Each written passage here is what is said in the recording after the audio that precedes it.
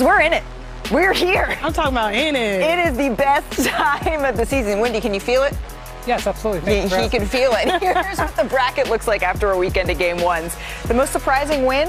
Probably the Magic, right? I was in Oklahoma City. The forecast, it was a thunderstorm. Stormy. Yeah. OKC, the odds-on favorite to win the West, trying to become the first team to repeat since 2018. They demolished the Suns, Chiney, by 35 points. Does anyone happen to remember what they did to the Grizzlies game one last season? In fact, I do. What? Yeah? I think it was like 51. It was, they kicked their butts by 51, there it is, right there on the screen. And then in the East, the Celtics, they're still the favorites to come out of the conference at DraftKings Sportsbook. Boston, they led the 76ers for all but 41 seconds of Sunday's game one. That 32-point win, by the way, the largest in a playoff opener in franchise history. And think of all the great teams that the Celtics have had. All right. Those are the blowouts, Bobby. Let's get to the good stuff. Let's get to what we've been waiting to see, and that's Victor Wembanyama in his postseason debut. Extraterrestrial music on deck. Yes, certainly. We're getting a little spooky. They arrived, though, in all black suits. These were a gift, right? A coordinated gift. Blue Cornette. Absolutely. Or no, Kelly Olynyk. I've seen black when you're going to end a series, not when you're starting a series. They kind of got this backwards. So maybe this was foreshadowing this move here from Victor, Bobby? Oh, my goodness gracious. 7 plus doing that? When Tim Duncan and David Robinson are impressed, then you've done something special. Wemby for the slam. Let's take another look at this one here, Chiney, that connection. Hello, that's too easy. And then later in the second quarter, Victor dribbles to the corner. Not fair, again. Hitting three. Shouldn't happen. In this game, he had 21 in the first half. That's the most in a player's first half in a career, in a play-by-play era. So to the fourth we go. The Spurs up 18 here. This is really when they started to pull away. Wembanyama wills his way inside. That's good defense. What do you want? Great defense. And then less than a minute later, hand down, man down. Get you a guy that can do both. Hits the wing triple. Put your hand up. What are you going to do? Next Good luck. Go ahead. Go ahead. Washer, dryer, spin cycle, turns his way inside out. And then 5.5 to play. The Spurs up by 12. Wemby, he was hitting threes in this game. He finished with 35 points. Here's Wemby on the atmosphere that seemed electric in San Antonio.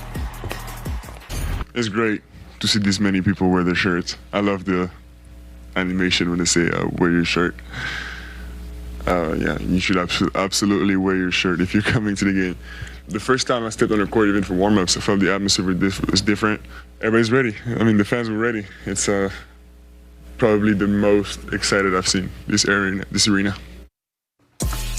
Big day for shirts, yeah? Victor, he also became the first player in NBA history to have 35 points and 5 3-pointers in a postseason debut.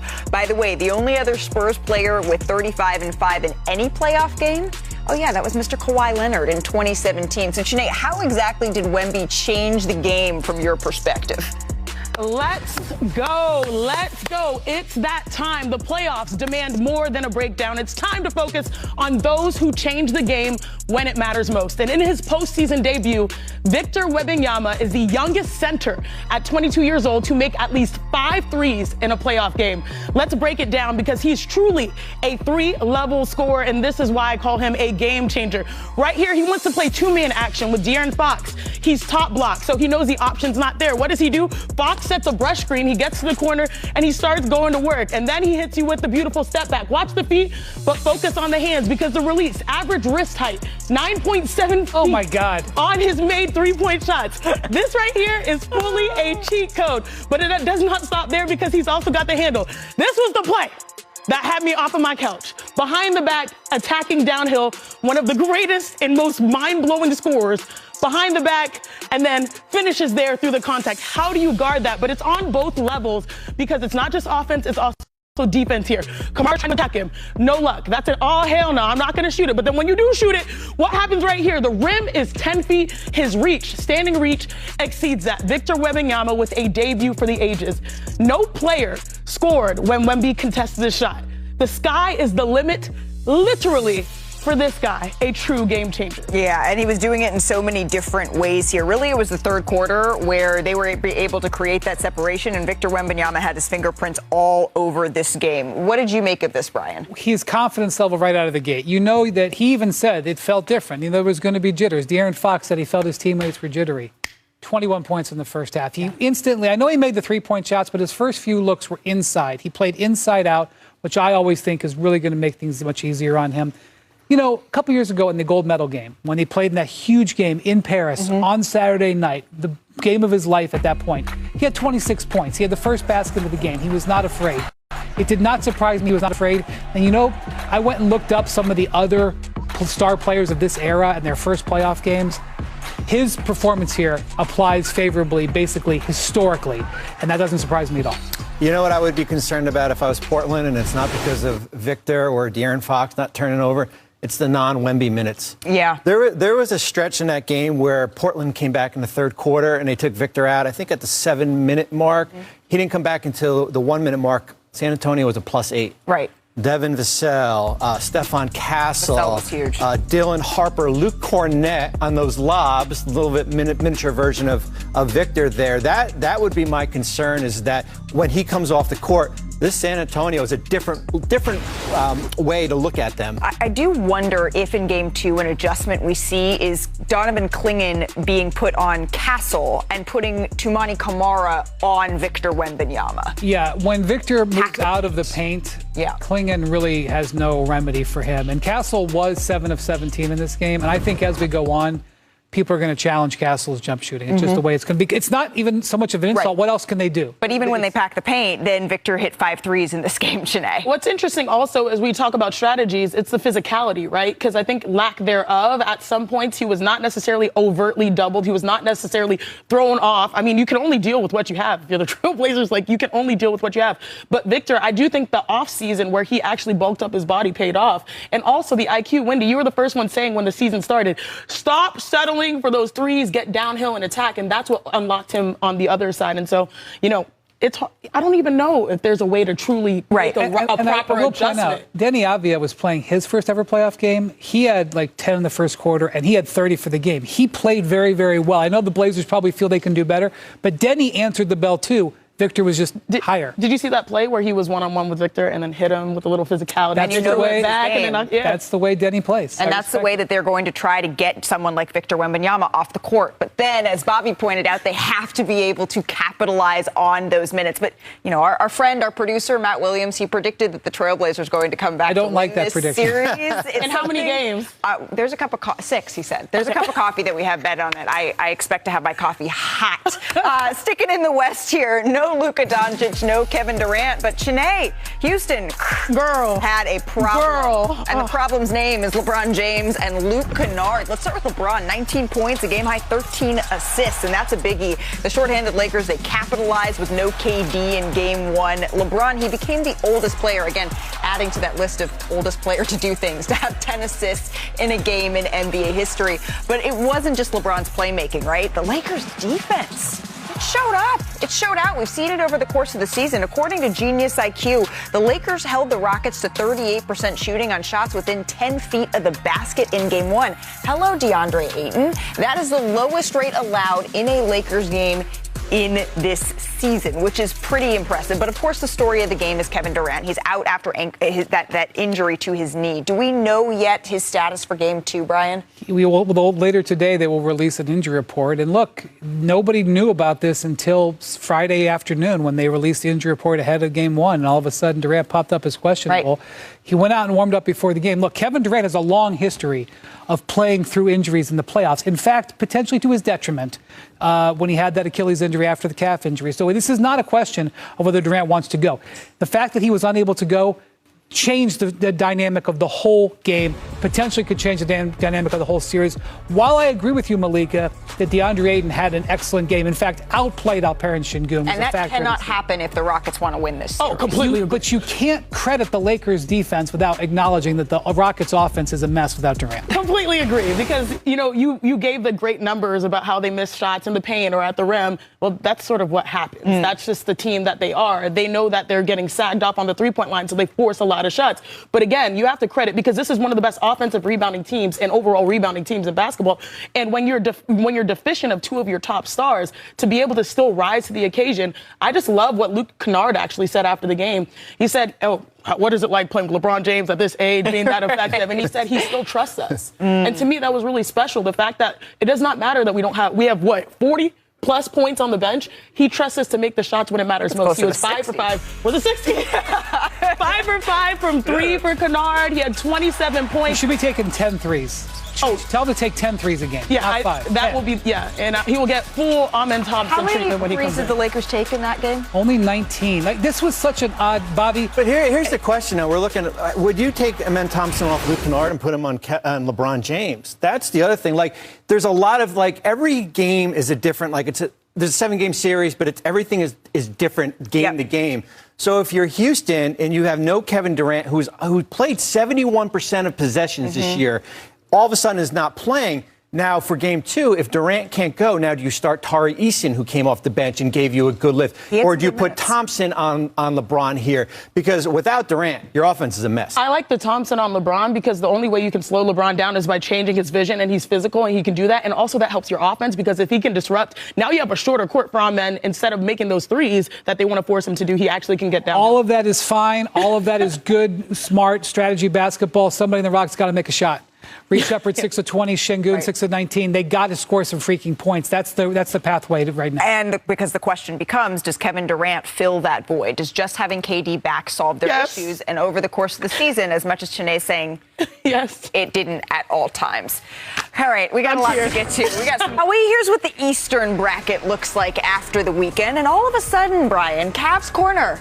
They're looking around. Don't get too confident. They're seeing a path, but it starts with game 1 here, there right? You go, it starts there you with go. game Now 1. you're back on path. That's where Donovan Mitchell, James Harden, they combined to score or assist on 82 of the team's 126 points. Here's how it happened. We're going to pick this up in the first quarter. The Cavaliers Vintage down jerseys. 2 with the vintage. We're calling these jerseys vintage? Okay. James Harden isolates. Drains the step back 3, getting going early. This is what they brought him in for. Yeah, Mamu is not going to defend Harden there. But hey, that's the shot you wanted to take. Leave Mamu alone. Mitchell scores on the step back.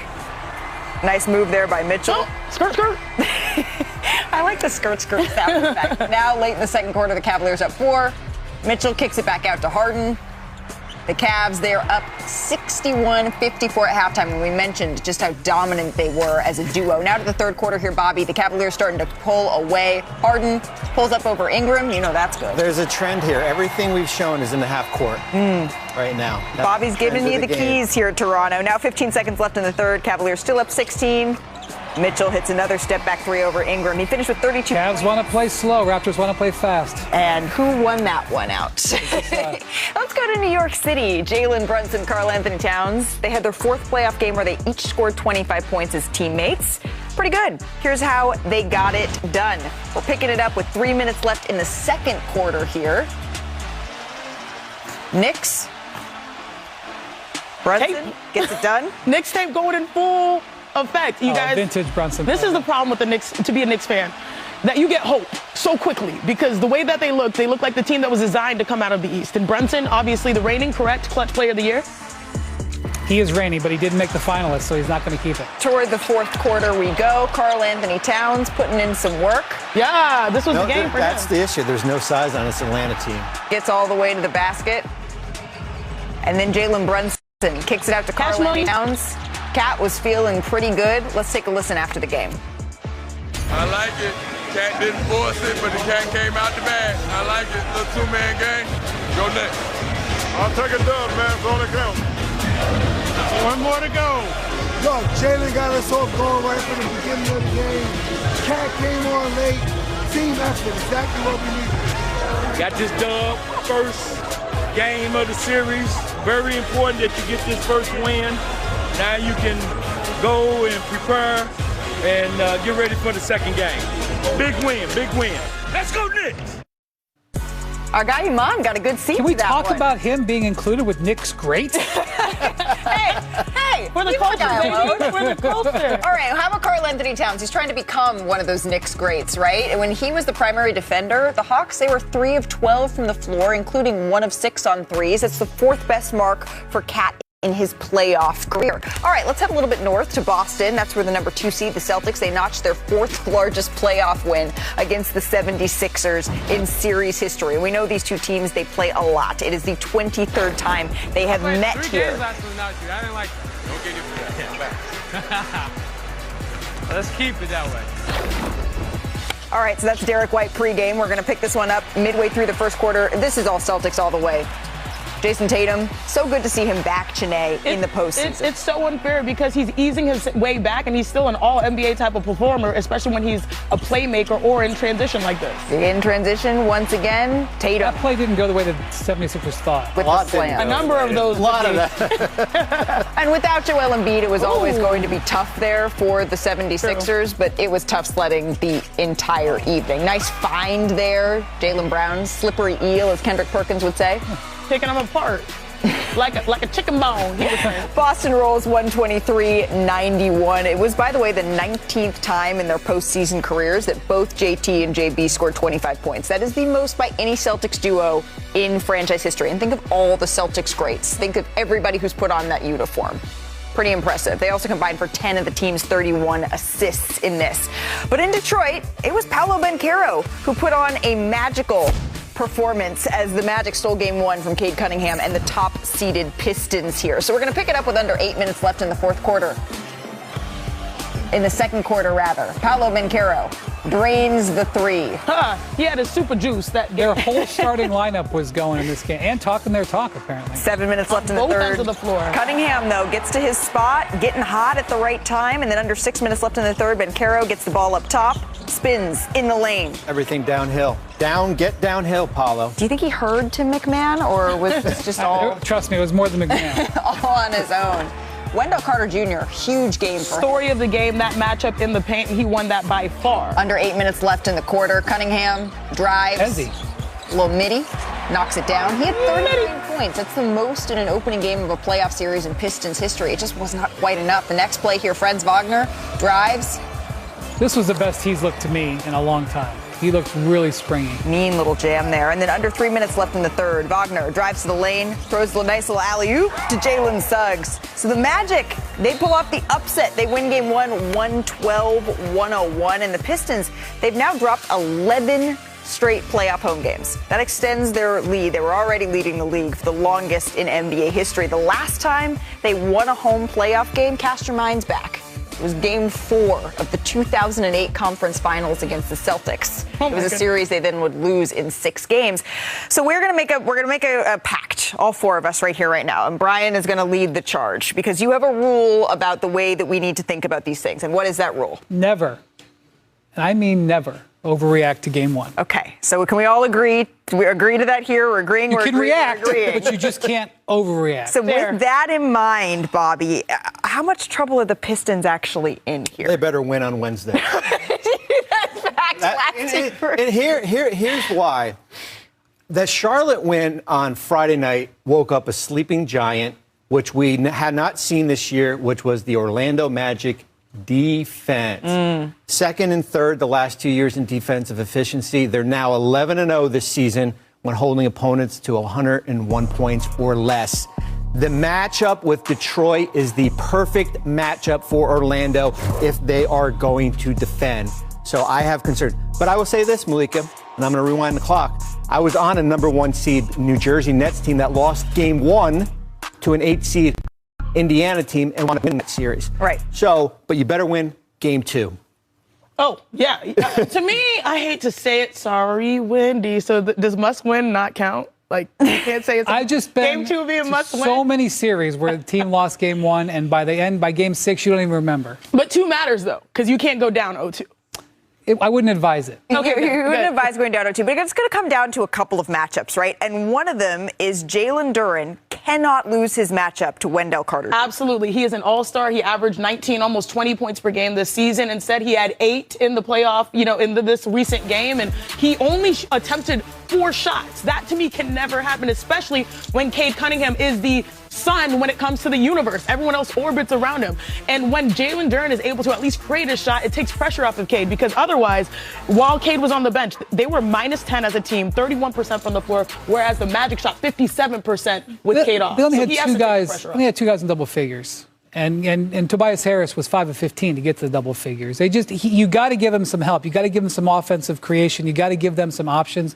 You got to make it harder on the Magic. You just got to make it harder. Forget about not losing.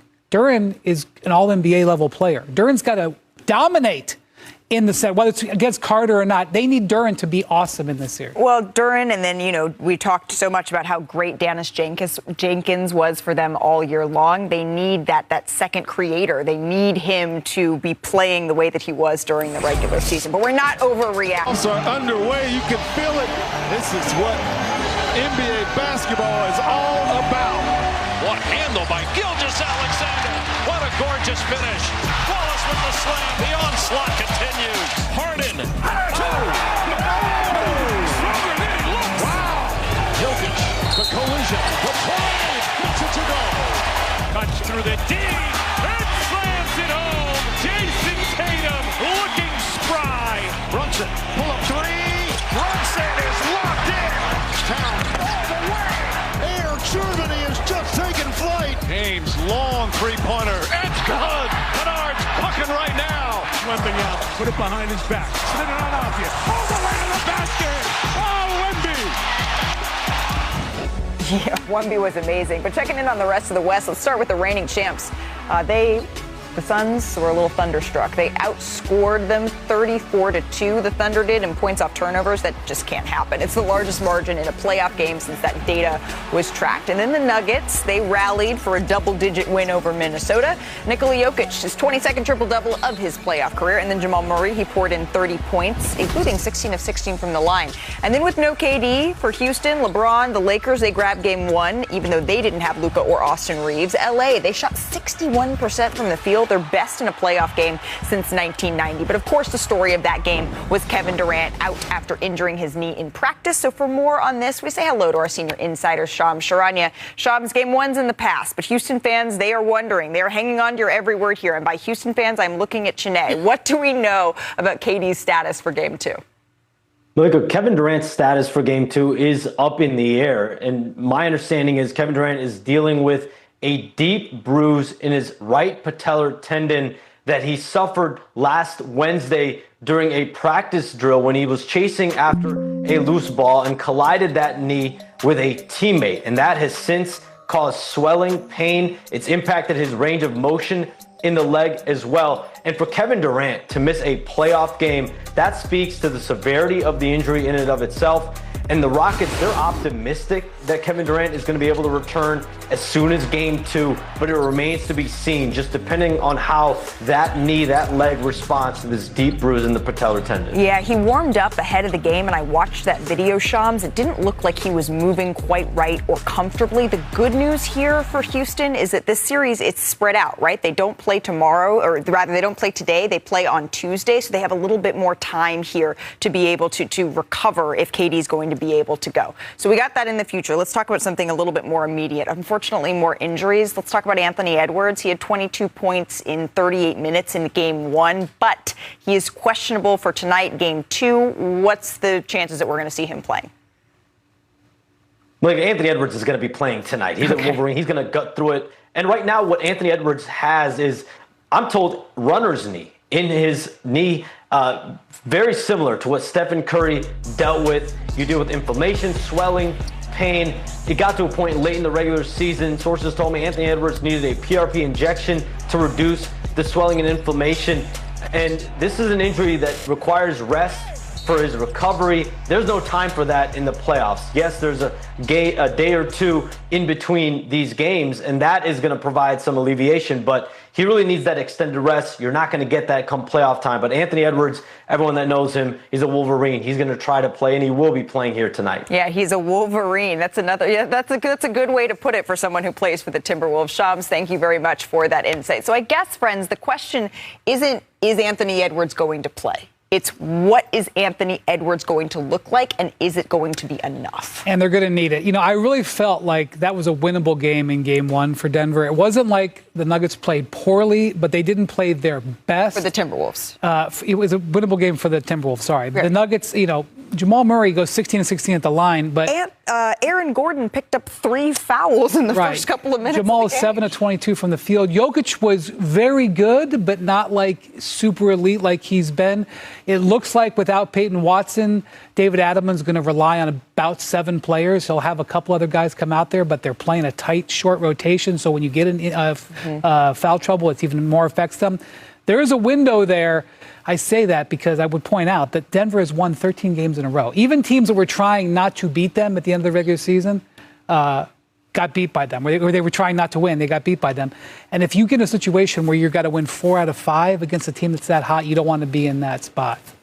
I think there's 2 things for me. I think the first is you've got to keep Denver off the free throw line. They took 33 free throw attempts. There were, I think, a minus 14 in makes. In my little notebook. How do you read that? Wait, for the viewer, like just so we can show Director Ray, if we can just show this is how Bobby prepares for the show. My man is prepared. So now you threw me off. You got to keep him off the free. You got to throw him off the free throw line. And I want a better version of Julius Randle. Right. That's what I need. I need him to be there, especially if Anthony Edwards is a little bit limping here with the knee. I want a better version. I think 6 for 16 in that game. That was not in my notes, 6 for 16. You know what's interesting? You mentioned 2 things that I think are key. 6 for 16, or Julius Randle's impact, right? Being better. The fact that the starting lineup combined for 83 points for the Timberwolves, like that was absolutely a winnable game. When I look at it, in reverse, or at least on tape, the runs that the Nuggets had was much more timely than the runs that the Timberwolves had. And if they had better timed runs or scoring outputs or Julius being more effective, then they could have walked out there with a win on the road. Also, they made a big investment in Naz Reid, and they need Naz Reid to deliver in these types of games. Sorry to interrupt you. But I also want to... Sometimes when your shot isn't falling, Jamal Murray was 0 for 8 or so from 3. I do like how he found a way to get to the free throw line. You mentioned 33 free throws they shot or so. He had half of them. And to me, that's like the sign of maturity. This has been the year of a great big step for Jamal Murray. He played more games than probably he ever has in his career. He was a first-time All-Star. When Jokic in the first quarter at least was trying to find his game because the physicality that Rudy Gobert was providing, he had a good game. Well, go ahead, Malika. That was the other thing for the Timberwolves is wasting a game that Rudy Gobert was that good. Yes. You can't do that on the road in Denver. However, if we, at the risk of parroting Brian Windhorst, when we look back to that 7-game series that they had last year, the Wolves, they took 2, right, on the road in Denver. Then they lost 3 straight games, and everyone thought they were COOKED. And then they came back and were able to win, including that insane comeback from down 20. I don't know that that's the recipe with a hurt Anthony Edwards. I would just say this team in Minnesota has a lot of playoff equity. They've been in a lot of tough spots. They've won 4 playoff series the last couple of years for a reason. Underestimate them at your own peril. And here's Brian with cool heads prevailing because Perk isn't here to say keep a cool booty about game ones and what they mean. All right, let's move on here. We gotta shoot our shot, or Chiney does. It's time for Shoot Your Shot. It's brought to you by DraftKings Sportsbook. Chiney, tonight's parlays. What you got, sis? All right, I'm gonna start off with, of course, the guy who averaged a triple-double. I'm gonna say he's going to get more than 10 assists because he averaged around 11, and so this is like a layup for him. Also, moving forward, Aaron Gordon had himself a game. He was always at the right place at the right time. He is going to have more impact because of Rudy Gobert's performance. I think he's going to get more rebounds as well. And last but not least, Big Cat, he's back. He feels good in this series. He attacked it not only in the paint, but also knocked down his 3-point shot. So I expect another big performance, 20-plus points from him. Fast math time. All right, that parlay gives you a plus 416 odds. That's better than 4-1. $10 wins you 41.60. We've got Nikola Jokic to dish out 10-plus assists, Aaron Gordon with at least 7 rebounds, and Big Cat to score 20. Hey, pick on me, not Perk. All customers can get everybody. Their season came to a close on Friday when the Warriors lost to Phoenix in the final game of the play-in tournament. They missed the playoffs for just the 4th time in the last 7 seasons. Late in the 4th quarter, Steve Kerr, he shared a moment. We're going to show it to you in just a minute with Steph and with Draymond, and it got us wondering whether or not this was going to be the final moment of his career. I don't know what's going to happen next, but I love you guys to death, and I thank you. I appreciate you. I'm happy, we got to share that moment, and that Steve was in the moment, right? Like, capturing, like, he didn't miss the moment. If you ask me, I don't know that he's coming back. If you want my opinion, just with all the talk that's been going around and all, if you want my opinion, I think not. Just because it just feels like that. I don't know. It just, I hope he's our coach next year. I also hope I'm on this team next year. We also don't know that, which we'll get into. But I don't know, man. It's just, it felt like that was it. So Draymond did say something different a couple of days ago, but this is what he was saying today. And if this is the end of an era as teammates, Steph Curry and Draymond Green, they did more winning than any other duo since becoming teammates in 2012, 2013. And the vast majority of those wins, they came under Steve Kerr, who led those two to 4 NBA titles, of course, in 12 seasons as head coach with Golden State. But now the questions come. And the biggest one is what's next? What is next for the Golden State Warriors? And our insider, Anthony Slater, he has an awesome story up on ESPN.com right now with Ramona Shelburne, and he joins us now. So, Slater, you go through a litany of questions that the Golden State Warriors are going to have to answer this summer. But I think there's no one bigger that it starts with what's next for Steve Kerr. What do we know? Yeah, and there's no one more urgent either. You know, they need to, as I've heard, they need to figure out this coaching situation. Steve stays or goes in the next, couple weeks before they get to lottery, draft, free agency, Draymond's future, all of that. And Steve Kerr said he needs a little time. He spent this weekend away. They're back in the facility today. They're doing some exit interviews with some of the more rotation players. But I'd expect his conversations with management that matter the most to happen, in the coming week. Maybe, as soon as Tuesday, Wednesday, Thursday this week, as they figure out a direction for this franchise. And management wants to hear from Steve Kerr. Number one, does he want to be back? And if he does want to be back, is it full throttle in? Is it, the nitty gritty details of the job, trying to squeeze out every win? Like, they don't want next season to just be framed as a last dance. He's only there for the loyalty of riding out the Steph Curry era. They want to kind of get back, in the mix and refresh this thing. And they want a coach that's refreshed to do that. Yeah. And they've said that as long as Steph Curry is on the roster, they want to continue to put together a team that is going to try to compete, because that is what Steph Curry, one of the all-time greats, deserves. So we'll continue to monitor what happens with Steve Kerr. But you mentioned the draft lottery. There's a lot of questions that Golden State still needs to answer beyond Steve Kerr. What do you think are the biggest? Well, I'll start here. We reported it today. Mike Dunleavy, the general manager, he signed an extension, a few months ago. Right. And that stabilizes the front office. We know they're kind of making the decision. And then you look at the bigger names. Look, you mentioned the draft lottery. 11th odds, it's possible they move up. But Steph Curry's future, he kind of clarified it, I thought, the other night. He said he wants to play multiple more seasons, and he will look, to have contract extension talks with the Warriors later in the summer. Draymond Green's more of an unknown. You heard it on his podcast. He doesn't know if he's going to be back. And I think Steve Kerr's future is a domino that could affect Draymond and others on the roster besides Steph Curry. Absolutely. Slater, thank you so very much for your insight. We will continue to check in with you as these decisions are made by the Golden State Warriors. Enjoy the Mile High City for now. It is, though, I think worth mentioning, the Warriors, they did take the next step in rekindling the franchise, right? That's why they traded for Jimmy Butler, and they went 44-20 with Steph Curry, Green, and Butler all available.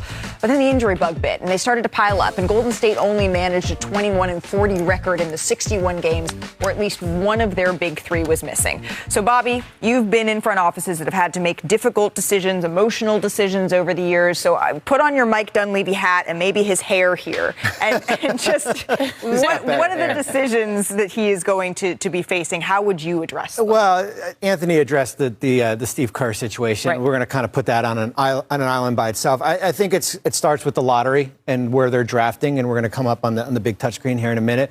They've got the 11th pick going in. There's a 2% chance of moving up. The likelihood is they're going to stay at 11 here. And then it's kind of building around Curry and Green and Butler, but you're probably not getting Butler back until after the 1st of January somewhere. And when you look at the roster against the Clips, they're better suited for like those one game series than those 82 game series. So it's threading the needle as far as putting a winner around Curry, but also kind of protecting what you have, some of your future assets. Remember, they've got 3 first-round picks besides the 11th pick in the draft to move in a deal. Okay, so help me sew and thread this needle here, Brian. Well, look, that in midseason they were aggressively going after Giannis Antetokounmpo. Mm-hmm. They were willing to offer up to 4 first-round picks in that deal. They could revisit those talks or have another target in this offseason. They know they were going to be aggressive. But when it comes to Steve Kerr, just point something out. He makes $17 million. He's the highest paid head coach in the NBA. And Anthony Slater and Ramona Shelburne reported today that if he comes back, they may want some strategy staff changes. Do they want salary changes too? Right. How many different concessions are they going to ask him to make, and is that a factor here? And what Anthony Slater just said that actually opened my eyes a little bit, he said refresh. He didn't say reset. And to me, that small distinction shows that they still want to be competitive with their core and they don't want to strip the whole thing down. So, Bobby, where does the draft fit into all of this? Yeah, so I'm gone a month, and you guys got me a new tool to play with, a new toy here. I think if we spin this lottery, we mentioned where Golden State is, they're at 11. If we spin this a couple times, the likelihood is that they're going to stay at 11 here. Here's kind of where you're staring at. If we kind of remove some of the top players here, certainly A.J. Debonsa, it's still a strong draft. Malika, when you're looking at players like Nate Amant, Mikael Brown, Braden Burris, Kareem Lopez, there's some size there. That's the big decision here. As far as how Golden State has drafted in the past, remember James Wiseman, Jonathan Kuminga, Moses Moody. Those players were supposed to be kind of that foundation here. Now, is it development? These are all freshmen, too. This is young players here. Is it developmental players, or are you going to move that pick for a more established player? Right, and so the likelihood is that it's going to be the 11th spot here for the Golden State Warriors. But can you spin the lottery just one more time? I will. Oh, I want to do that, Chiney. We are not. Who got number one? Congratulations, Brooklyn. Build up the playoff debut of Victor Wembanyama. Oh, I love it. 35-5. What a debut for Victor.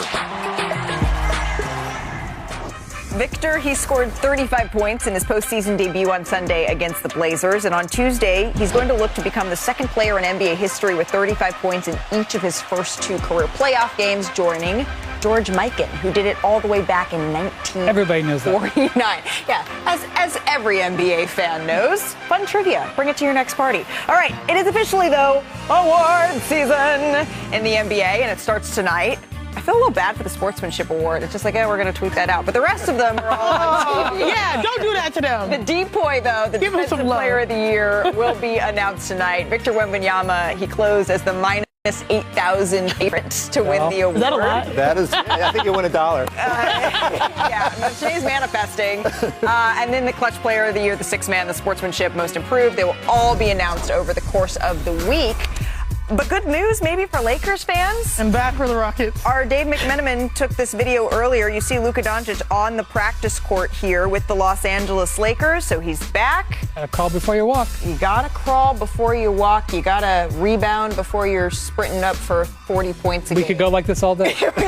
Are they playing rock, paper, scissors? I almost said paper, scissors. Do you do rock, paper, scissors, It's paper, scissors, or rock. do you do rock, paper, scissors? Paper, rock, scissors, rock, shoot. What? Yeah, it's a whole thing. I won't digress into how I call it paper. That is egregious. Stanford it is just lost rock, credibility. paper, scissors, Never. shoot. That's what got me into That is 100% what it is. All right, let's not play more rock, paper, scissors, or scissors, rock, and paper with Chiney. Let's talk about the playoff action that is continuing tonight because we got three all-important game twos. Why don't we start with Cleveland and the Raptors here? The Raptors have 11 straight postseason losses to the Cavaliers. Bobby, what are you looking at in this one? Fast break points. I thought the strategy by Cleveland was perfect in game one. It was brilliant. This is a Toronto team that number one in fast break points, 3 in that game here. The ability now, games change, right? You go to game two. It's a critical game for Cleveland. I've been in that Toronto building for the playoffs. It's like the country versus everyone as far as there. They've got to go up there with a 2-0 lead. Interesting. All right. How about the Hawks and the Knicks? What are you looking at in this one, Chiney? Yeah, I'm looking at one of my favorite dance moves. You know it, Malika. Cat Daddy, Karl Anthony Towns, if he's going to continue to be consistent on both ends of the floor, particularly defensively. He held his opponents. Don't smile at me. Do you know that dance move? Like he was dancing all over the floor. Okay. Held his opponents to 25% shooting defensively, but also offensively, he stepped up. First half, he mentioned after the game he was feeling rusty, but he delivered in the second, so he looked great. Will he continue to be consistent on both ends? Sadly, tonight is a lot about injuries. Is Emmanuel Quickly going to be okay off that hamstring? The Raptors need him so much on offense. You see that guy Carl was pointing to, Onyeka Okongwu, he popped up on the injury report, the knee injury. That's why, even if he plays, I liked your Carl over I liked your call. I like over my on cat daddy reference. And then I know that Ant is going to play tonight. We know it's too vital of a game for not to play, but he needs to be effective and explosive. So the health of those three players tonight, huge impact on the way these games are going to. Is anyone manifesting the road team here for game 2 tonight? Are we foreseeing any road wins tonight, or do you think that the home teams are going up 2-0? I think it's chalk. Is that what that means? Chalk. Yeah, it's scissors, rock, paper. Paper, scissors, rock, shoot. Hey, I got you, girl. Wendy, come on. That's wrong. Come on, Wendy. Paper, scissors, rock, shoot. Beat you too. Now let me get you. Paper, scissors, rock, I'm out. shoot.